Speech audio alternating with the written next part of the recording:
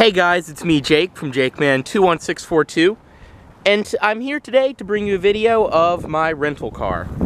For those of you who don't know, I was in an accident earlier last week with my 2002 Honda Civic Si, and this is what I've been driving for about the past probably 5 days tomorrow, because I did pick up my new car today, but this is not going back probably until Monday or Tuesday. I really don't know when I'll have a chance to upload this, but I'll admit it, I've bashed the Corolla in the past, but I really have liked this generation since it came out. And in all honesty, the old Corolla wasn't a bad car. I actually gave one a review, and I really did give the car a chance, and it really was not that bad.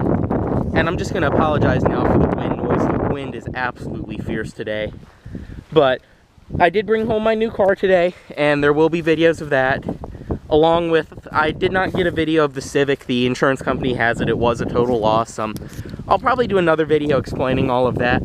But anyway, let's go ahead and talk about this Corolla. So this is a 2014 Toyota Corolla LE. This one has about 18,000 miles on it. And I've been driving it for a few days. I've put about 300 or 400 miles on it. And I've really given this car a shot. And Toyota did a good job with it. I personally don't think I would buy it. I would give the S model with a stick a chance. But Toyota has done a good job with this car. So I'll talk about what I like and don't like. I really will try to give this car a fair review. So outside, as you can see, this one is finished off in black. Probably is just called black. Toyota really isn't exciting enough to give black its own really name. Along the back, as you can see, completely restyled. This in the middle kind of reminds me of the older Camry, the way the trunk lid is shaped. Corolla LE. LE is a step above the base model. Along the back too, as you can see, this one does have Maryland tags. And one of my friends was asking me why it has Maryland tags. Especially if you're on the East Coast, a lot of rental cars will be registered to Maryland because they don't require state inspections. So the cars can get really shitboxy and Enterprise won't have to do anything. Along the side, this one is riding on these Michelin tires, which I believe are on all four wheels. And I'm pretty sure they are the original tires. They are not very pretty.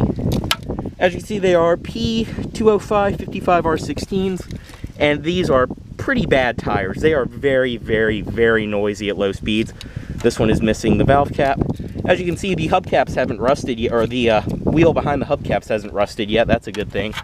But no, these tires are really, really, really bad. Along the front, as you can see, this one does have projector HID headlights, and I'm sure you know that if you've ever been in front of one of these at night, because these have really, really bright headlights. People do not like to be in front of this car. But overall, the front end styling of the LE is pretty good. You have this like carbon fiber look stuff down here. And of course, this one does not have fog lights, but it's a pretty attractive front end. I think Toyota did a good job with it. Along this side, so it does have all four Michelin tires. As you can see, you get all your embarrassing barcodes on the side and the scan here to enhance your drive. But we'll go ahead, step inside of this one. It does have the standard Toyota key. And inside, this one does have the gray cloth interior. Once again, I don't know the name. I don't really care. It probably is just called gray. And we'll go ahead and step inside. Start it up. As you can see, this is insanely scratched because people get in and fumble for it. And that exciting door chime. First thing I will say about this car, it's okay, but this engine does not sound good. I mean, and Toyota 4-cylinders used to have a pretty unique sound, just like Honda 4-cylinders did, but in today's market, this engine honestly feels and sounds about the same as my friend's 2002 Prism, which is pretty much a Corolla. It is, they need to do something about this engine to refine it. But coming inside, closing the door, coming along the door, everything on the door is hard plastic. They actually fake you out. They make this look exactly like the one piece of soft touch material around here. But over here, plastic. Plastic. This is cloth, and then this is somewhat padded cloth. I mean, it's better than some cars I've been in. You have an auto down and up driver's side window, and it does stay lighted all the time. Power windows, locks, mirrors, all of that. You have this very nice little blue stripe. I mean, they really did make this a nice looking interior. My mom actually drove the car back today after I picked up my new car. She drove it, and she said all the exact same things I did. She really liked the interior. She said they tried to make it look like a nice, expensive car, but it still feels cheap. But she said she liked the interior. She said the radio was more complicated than it needs to be, which I agree with. And she said overall the car didn't drive that bad. She said the CVT is weird at first, which I'll get to talking about that in a minute, but you get used to it. But the thing she said, which I've noticed too, is this car is scary to merge with. It does not have a lot of power. But anyway, back to the door. All of that's the same. The lock tab is beige, which that's going to get really nasty looking over time. That's just me, my dealership mentality, knowing things like that. Along here, do have power mirrors, your gauge dimmer, and no storage or anything down here. This is where my EP3 had a storage compartment. But everything in here, for the most part, fits very well for a Toyota. This cut line's kind of bothered me. It's a little gappier than it should be. And then I did notice over here on the door, you can put your knee against it and kind of just make everything move. And then I did notice, I can't make it do it right now, but I have my knee against it a certain way, and it was making the door panel creak really bad. But we'll go ahead and turn on the headlights. As you can see, it makes the gauges light up blue, makes the stereo get darker. Steering wheel, they kind of made it feel like it's leather wrapped, honestly, but it's not, since this is just the LE. But it's got a nice feel to it, honestly. The steering in this car is way better than the old one. It's still too light, but it's way better. You do have your audio system controls over here, Bluetooth controls.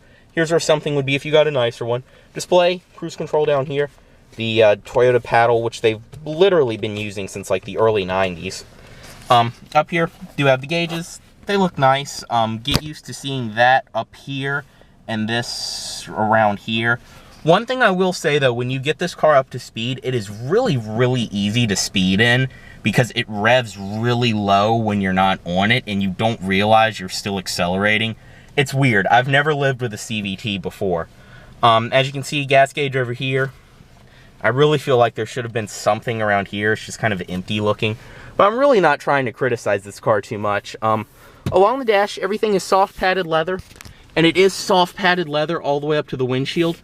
But if you look here, it's kind of... the gap isn't that great. I mean, it fits all along here and then right over there. It's just kind of separating from the windshield. Don't know if they all came that way from the factory. This is honestly the only one I've ever been in that wasn't at an auto show. In the middle, you have two vents. All of these are actually, everything in here is in pretty good shape for a rental. Clock in the middle, which I honestly forget is there. The radio, which like I said, is way more complicated than it needs to be. Intune is a good system, and for what it is, it works really well. But like when you're trying to drive and you're actually trying to pick stations or go to different things, it's very easy to hit things you don't mean to. I mean, as you can see now, if I'm not exactly pressing it, it's just kind of... yeah, I mean, it's hard to show when you're not driving. But for the most part, I just ended up using the steering wheel audio controls, which I've never really used in a car that I've been driving for a longer period of time, but that is nice. My new car does have steering wheel audio controls, which I'm already getting used to. Down here are the climate controls, which look really nice. But once again, they're more complicated than they need to be. Yes, I know I have the weirdest taste in cars, and I could give a shit about features. But why can't I just have 3 knobs and a few buttons? No, I have this screen. I have this, which I thought would be the fan speed so many times, and then I've wondered why I'm really cold. The fan speed's over here, and this button's really not that responsive. It's easy to press it and have nothing happen. Recirc AC, your front and rear defrost, and then this is just terrible. This is so annoying to use when you're trying to drive and say you want to switch it. You have to take your eyes off the road and scroll through, which again, yes, I just am not used to things like that. But in my Civic, all of the climate controls, first of all, were right here, so they're in your line of sight, and you can easily use them. Same goes for the radio, it was up higher. Just all of this is way more complicated than it needs to be, and my mom said the exact same thing. Down here, you have power outlet, and then your USB and aux. Here's where more buttons would be if you got a nicer one. Down here, storage. If you saw that key, that's a hint to the new car. CVT, as I mentioned, with S and B mode. B is kind of like your low gear, I guess. I don't know exactly. But B and then sport mode makes it mimic shifts a lot, which I don't even think it really makes it faster. It honestly makes it sound like a car with a regular automatic that's slipping. In drive, it's not that bad. I'll make a test drive of this car, but it's really not that bad. It still mimics shifts, which I don't understand why. And of course, it's got this stupid leather thing on it, which is like, oh, it looks like a stick shift, but it's not. I know regular cars went on a rant about that. And then this, which I don't understand. It has a backup camera. If you need a backup camera in something this size, you don't need a license. It is a Corolla. I have parallel parked a Crown Victoria and trucks, and you don't need a backup camera. It's a Corolla. Stop being lazy. End of rant. Traction control, another place where a button would be. Cup holders, which work pretty well. As you can see right here, do have some kind of removable thing. Parking brake. Interior lights up here. Manually dimming rearview mirror. This looks straight out of a Volkswagen, but it's not lit. But this is pretty much the same as like the Mark V Volkswagen mirror. And I mean, everything fits together pretty well. This is plastic, but everything meets together a lot better than the older Corollas did. 11 minutes into this video, I guess I'll put the automatic window down, pop the hood, and make sure all the doors are unlocked. Along to the back seat, this car actually has a very, very nice amount of room in the rear. I haven't had anyone ride back here actually, but I mean, it's actually a pretty comfortable rear seat. Headroom isn't the greatest, but I still have plenty of room. But that's where I would sit, and so this car, if you need to carry people, it's fine. Along the door, everything is soft touch, fits together well. You know, down here is soft touch, is what I meant to say. All of this is hard touch, but it does fit together well, and it doesn't rattle as bad as the front door panel did. No back seat pocket here. Seat pocket here with a stain on it. Cup holders. And you can see my trash pile down there, because they gave this car to me already kind of dirty. And it wouldn't be a rental car without a white stain on the seat. It really just wouldn't. And there's a cigarette burn on this seat, which I'm sitting on. Which is odd, because the car does not smell like smoke, actually. But there's a burn. Doors are pretty hollow sounding. I mean, still though, I've been driving it around for a few days now. It's not that bad of a car. It really is not. I'm just nitpicking because that's what I do, but it's not a bad car. In the trunk, as you can see, decent amount of space. This is all the shit that I cleaned out of my car when it was at the tow yard. Most of it is just junk that I need to go through, but everything is back here. So you guys have seen that in the Civic, so you can kind of get an idea of space for this car. Seat does fold 60/40, and you do get luggage crushers, but it is a lined trunk. It's really cheaply lined, but it is lined. They tried. And the one thing I noticed the first day I got this car, I don't know if this one's been in a rear end collision or something, but any other car, you could close a trunk with that much effort. You really have to with this car. Backseat from this side. Not touching that side of the seat. And up front, do have a manual passenger seat, more trash on the floor. And inside of here, this one actually did come with pretty much everything. I have my rental agreement over here. But this one actually did come with all the books and everything, and in 18,000 miles, they haven't been stolen, so that's actually surprising. You have bottle holders on the doors. Overall, like I said before, as an enthusiast, I really wouldn't buy this car. If I were helping someone car shop who really, I don't even want to say didn't care, someone who wants a nice car but just doesn't want to pay a lot, I would completely recommend this.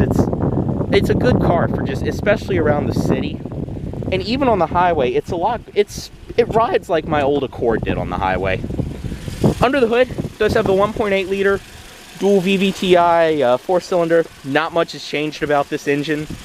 You can see the absolute most generic looking battery I've ever seen in a car. 140 horsepower, don't know the torque exactly, don't care, but I will edit everything in. Moves the car out pretty well paired to the CVT. It's definitely better than the old 4-speed auto. You can see the projector headlights as I mentioned. I'll go ahead and give this car just a quick rev, just to show you guys how it sounds. And also the TPMS light is on. It has been on since I got it, so. And you can see what I mean about how Toyota just doesn't have that great sounding 4 cylinders.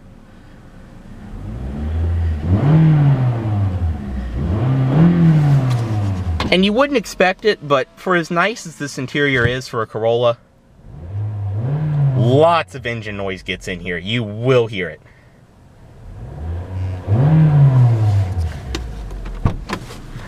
So anyways, guys,